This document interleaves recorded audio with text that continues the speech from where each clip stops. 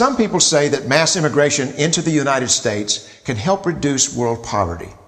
Is that true? Well, no, it's not. And let me show you why.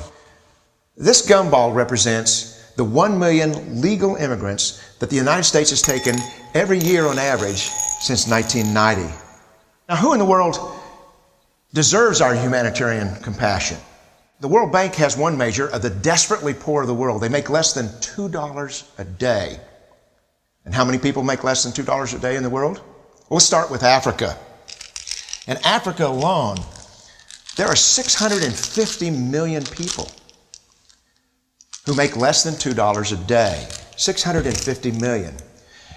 And in India, another 890 million people, desperately poor. China adds another 480 million people, making less than $2 a day. And unfortunately, the rest of Asia has a heartbreaking 810 million people who the World Bank says make less than $2 a day. And finally, there's 105 million of Latin America's population that are desperately poor. All told, the World Bank says there are 3 billion people in the world.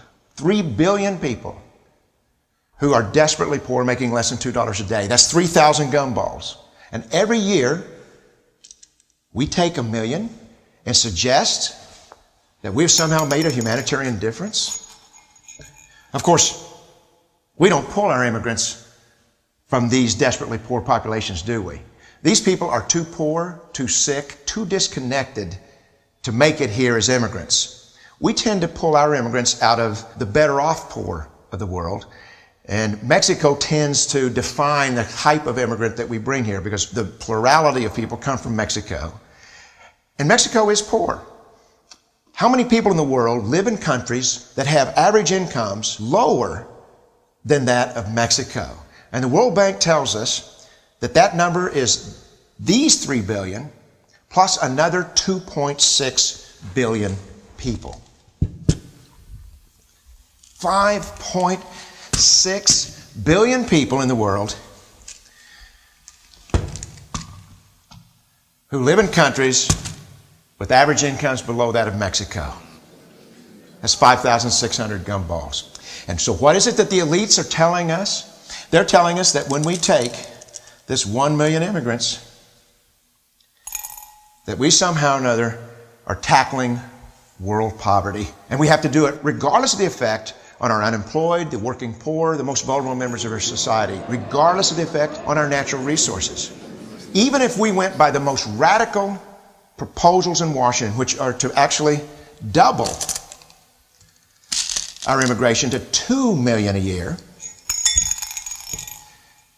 which would totally overwhelm our physical, natural, and social infrastructures, we couldn't make a noticeable difference. And we may be really hurting the impoverished people of the world because the million that we do take are among the most energetic, often the better educated, certainly the most dissatisfied people that if they did not immigrate would be the agents for change to improve the lot of all the people in these countries.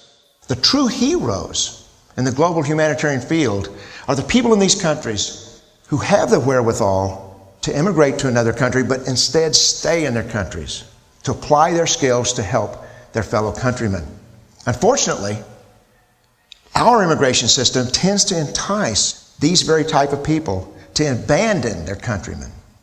The impossibility of making even a dent is actually worse than it looks here. Because last year, when we took 1 million immigrants, these countries added, births over deaths, 80 million more people into the impoverished populations. And this year, Congress is bringing in 1 million legal immigrants. And this year, according to the United Nations, these countries are expected to add another 80 million people. And next year, you can be quite sure that Congress, unless stopped by the American voters, will bring in another 1 million immigrants. And these countries, unfortunately, will be adding another 80 million people into these impoverished nations. We could take 5 million a year.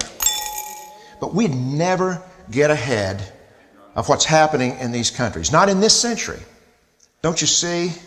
Immigration can never be an effective or significant way to deal with the suffering people of the world. They have to be helped where they live. 99.9% of them will never be able to immigrate to a rich country. There's no hope for that. They have to bloom where they're planted. The only place that 99.9% of these people can be helped is where they live. Let's help them there.